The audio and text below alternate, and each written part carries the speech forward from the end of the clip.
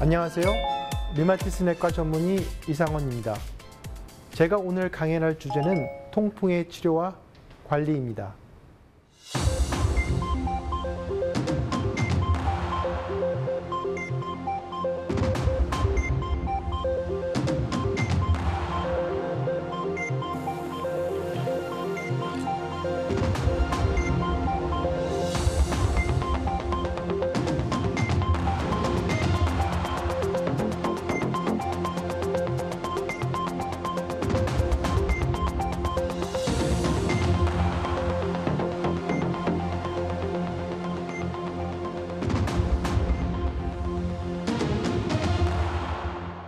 네, 통풍은 여러 가지 별명을 갖고 있는데요. 첫 번째는 왕의 병이라는 별명을 갖고 있습니다. 옛날에 왕들은 육식을 많이 즐기고 술도 많이 먹고 반면에 활동이 좁아서 비만한 분들이 많았죠. 그래서 이렇게 왕들한테 주로 생긴다. 그래서 왕의 병이라는 이름이 있고요. 또 하나의 별명은 병의 왕이다. 통풍이라는 병이 바람만 스쳐도 아프다는 그런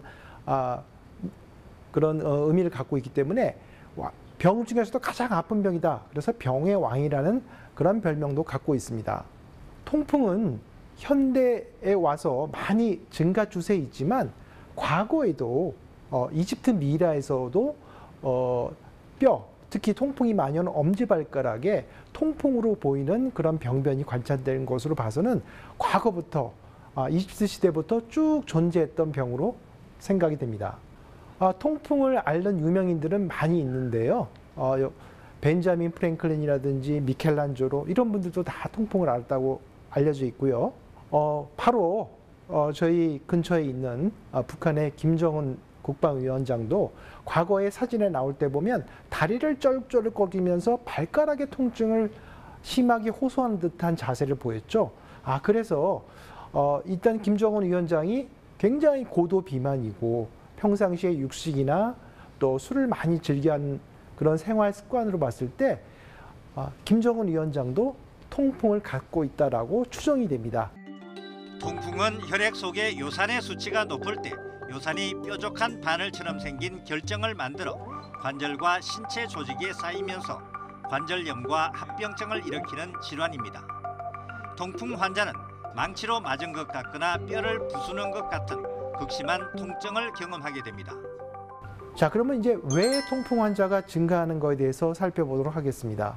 이 암에는 암성 세포는 막 증식을 하는데 그 안에는 요산이 굉장히 많습니다. 그래서 암 질환이 있는 경우에 우리가 통풍이 흔히 잘 발생되는 걸 볼 수 있고요. 이 수명이 연장되면서 암 질환도 급격하게 증가한 거, 이것도 원인이 될 수 있고요. 그리고 이런 비만 인구가 증가하게 되면 비만 자체로도 문제가 되지만 이 비만에 의해서 몸에 인슐린이 많이 늘어나게 되고 이렇게 인슐린이 많이 증가하게 되면 이것이 콩팥에서 요산 배설을 촉진을 방해합니다. 그래서 정상적으로 배설돼야 할 요산이 배설되지 않기 때문에 비만한 사람들은 요산이 많이 올라가고요. 요산을 우리가 섭취하고 몸에 생기면 배설을 하게 되죠. 70%는 콩팥으로 배설이 되고 30%가 위장관으로 빠지게 되는데 콩팥 질환이 많이 증가하게 됩니다. 나이가 들면 이제 콩팥에 염증이 생겨서 콩팥 기능이 떨어지게 되죠. 콩팥 기능이 떨어지니까 요산 배설을 못하게 되고 따라서 고요산 혈증이 많이 생겨서 통풍이 많이 발생하게 됩니다. 통풍은 여러 질환과 같이 동반이 되는 경우가 많습니다. 그래서 대사증후군의 하나다라고 얘기하는 사람도 있고요. 그래서 같이 묻어다니는, 같이 동반되는 병이 많은데요. 그것이 이제 대부분 비만이라든지 당뇨병, 고지혈증, 고혈압 이런 것과도 상관이 많습니다. 그래서 비만한 사람은 고혈압이 될 가능성이 높고 통풍이 될 가능성도 높고 당뇨가 될 가능성도 높은 거죠. 비만은 단순히 체중이 늘어난 것을 넘어 비정상적으로 체지방이 증가한 상태를 말합니다. 비만은 당뇨병과 심내혈관 질환 등 만성 질환을 일으킬 수 있는 위험 요인입니다. 최근에는 코로나19 합병증 위험도 높인다는 연구 결과가 나오기도 했습니다. 그러면 요산이란 무엇인가에 대해서 한번 짚고 넘어가겠습니다. 요산은 퓨린 대사의 최종 물질인데요. 퓨린이라고 하면 이해가 잘 안 되실 거예요. 퓨린이라는 것은 우리 몸을 구성하는 세포의 핵을 이루고 있는 그런 핵산의 일종인데요. 사람에게는 이런 요산 분호 해소가 없습니다. 그래서 영장류에서는 유리카즈라는 요산을 분해하는 효소가 없는 유일한 생명체가 사람이 되겠습니다. 그래서 요산은 너무 많아지면은 통풍이라는 병을 일으키기도 하지만 사람이 진화에 있어서 요산의 상승은 지능이 발달하고 직립보행에 필요한 혈압 상승을 이루는데 중요한 역할을 하죠. 그래서 요산이 항산화 역할로 인해서 세포 수명을 연장하기 때문에 다른 동물에 비해서 수명이 더 오래 사는 그런 이점도 있습니다. 그렇지만 이런 요산이 너무 높게 되면 혈압 상승도 일으게 되고 또 콩팥 기능도 나빠지게 됩니다. 그래서 적절하게 유지한다는 것이 무엇보다 가장 중요할 것으로 생각이 됩니다. 그러면 이런 퓨린, 핵산이 많이 들어있는 음식은 이런 조개라든지 고등어, 새우, 정어리, 멸치, 육류 중에서 내장이 들어간 내장 음식들, 그런 것들, 그리고 술에는 맥주, 모든 술은 다 퓨린이 많다고 생각하시는데 그 중에서도 맥주가 가장 함량이 높다고 되어 있습니다. 그래서 이런 거 많으면 내가 통풍 환자면 먹을 게 없는데 라고 걱정을 하시는데 반드시 그렇지는 않습니다. 저는 환자분들한테 얘기할 때 술이 가장 안 좋고 단 음식, 탄산음료, 주스 같은 당분이 많은 그런 음료를 가능하면 피하라고 합니다. 육식이나 해산물은 어느 정도 다 충분히 드실 만큼 드셔도 된다고 합니다. 그 이유는 어느 정도 이거는 배가 어느 정도 부르면 더 이상 많이 먹지도 않고 매일 먹는 음식이 아니기 때문에 그렇습니다. 반면에 우리가 놀라운 사실은 좋은 거는 유제품이라든지 커피에는 약간 항산화 성분이 있습니다. 그래서 커피에 설탕을 넣지 않고 단순 커피를만 드시게 되면 요산을 감소시키는 효과가 있습니다. 요산 배설을 촉진. 그 다음에 술이 통풍을 악화시키는 이유는 술은 굉장히 통풍에 아주 적인데요. 요산이 많은 음식이기도 하고요. 그 술 자체가 또 요산이 콩팥으로 배설되는 게 굉장히 중요한데 배설을 막아버려요. 많이 만들고 배설도 못 시키고 두 가지를 다 막아버리기 때문에 굉장히 술은 통풍에서는 아주 우리가 꼭 피해야 할 적이라고 생각이 되고요. 술을 마시면 몸이 산성화돼서 요산 배설이 억제가 됩니다. 그리고 술을 마시면 이뇨 현상이 생겨가지고 우리 술을 마시면 어떻습니까? 막 목이 마르죠. 몸에 탈수가 됩니다. 그래서 더 농도가 진해져서 요산이 급격하게 올라가기 때문에 술은 반드시 피해야 될 통풍에서는 적으로 생각해 주시면 되겠습니다. 더위에 지친 하루를 보내고 삼삼오오 둘러앉은 술자리. 부딪히는 맥주잔에 치킨 한 조각 입에 물면 부러울 게 없습니다. 통풍의 원인인 요산은 퓨린이라는 물질이 분해돼 만들어지는데 바로 이 퓨린이 술이나 육류에 많이 함유돼 있습니다. 그러면 통풍은 어떻게 우리가 발견을 할 수 있을까요? 통풍은 세 가지 단계로 나누게 됩니다.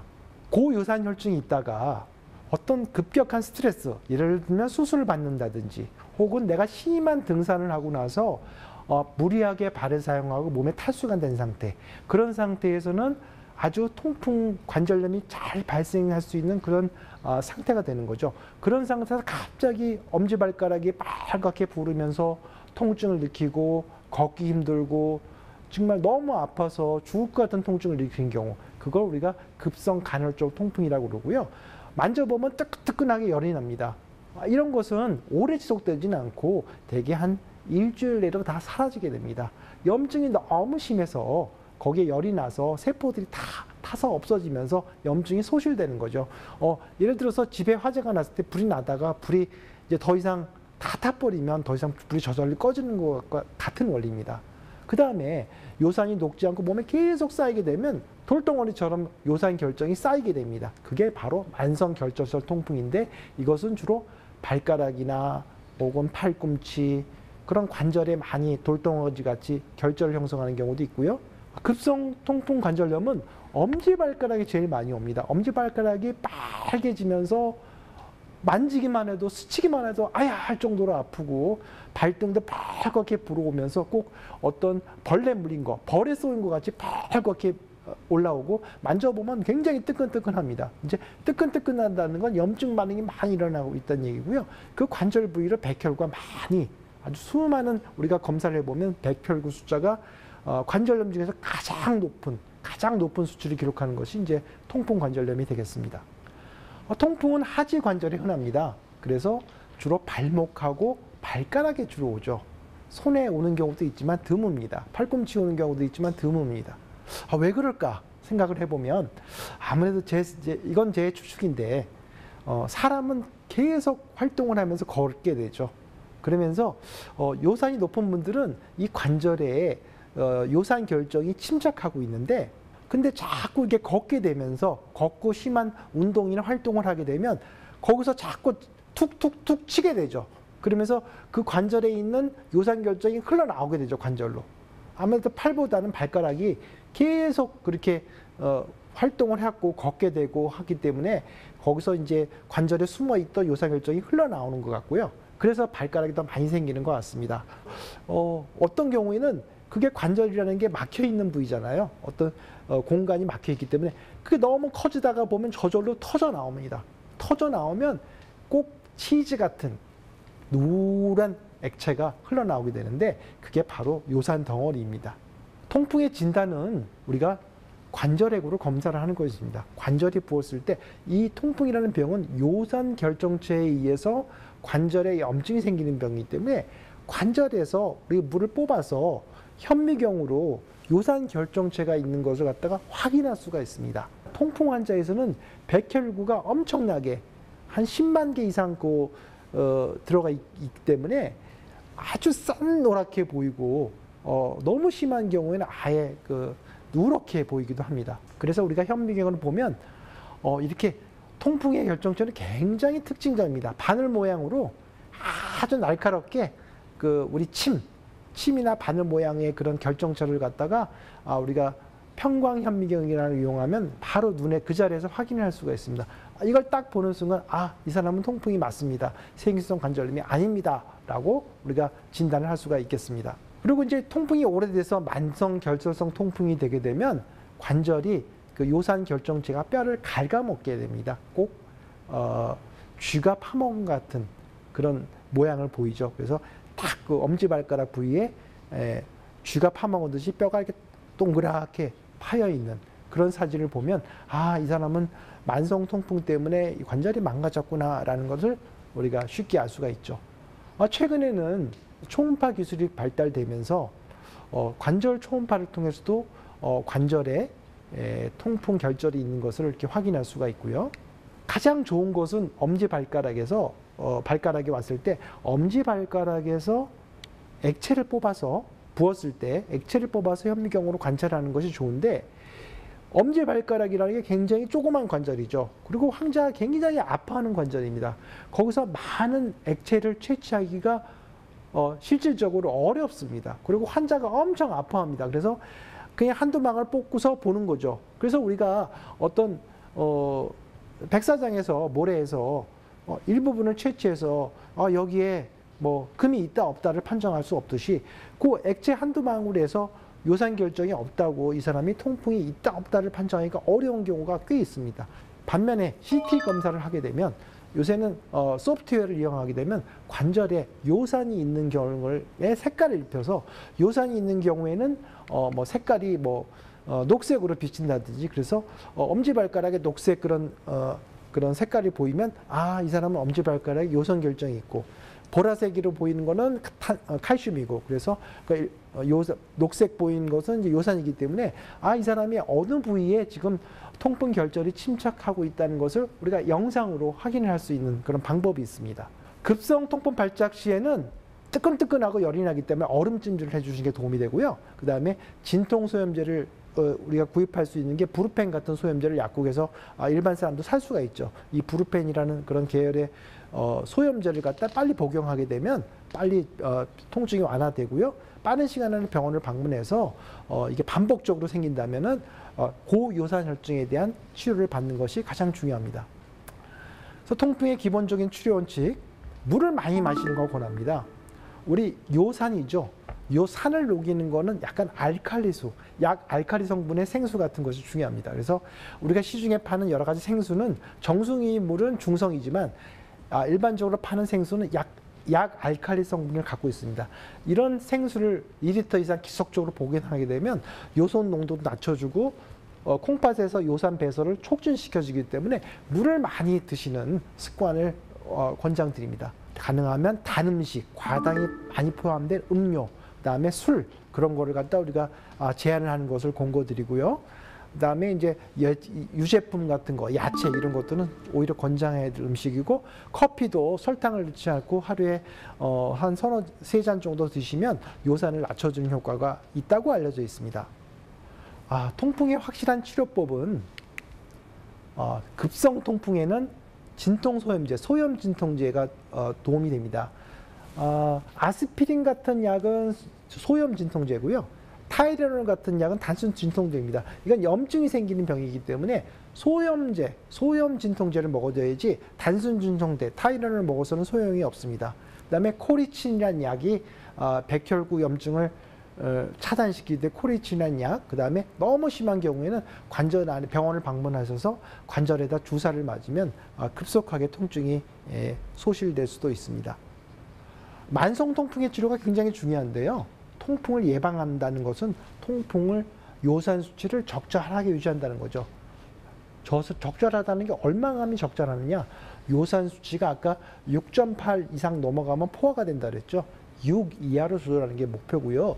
아까 같이 통풍에 결절이 있는 분들, 돌덩어리 같은 결절이 있는 분들은 그 결절이 없어지려면 더 낮춰줘야 됩니다. 요산 수치를 한 4 정도로 유지하게 되면 수년 후에는 그런 결절이 없어질 수가 있습니다. 네, 지금까지 통풍의 치료와 관리에 대한 다양한 이야기들을 전해드렸는데요. 이것 한 가지만 꼭 기억하셨으면 좋겠습니다. 통풍을 치료하기 위해서는 요산을 적절한 레벨로 유지하셔야 됩니다. 그러기 위해서는 적절한 운동을 통해서 체중 감량, 적절한 체중을 유지하시고요. 가능하면 단 음식을 삼가해 주시길 바랍니다. 그리고 이런 요산치를 정기적으로 체크하시면서 내 통풍이 잘 조절되고 있는지를 확인하시는 것이 중요합니다. 오늘 저의 강연이 앞으로 행복하고 건강한 삶을 누리는데 도움이 되셨길 바랍니다. 감사합니다.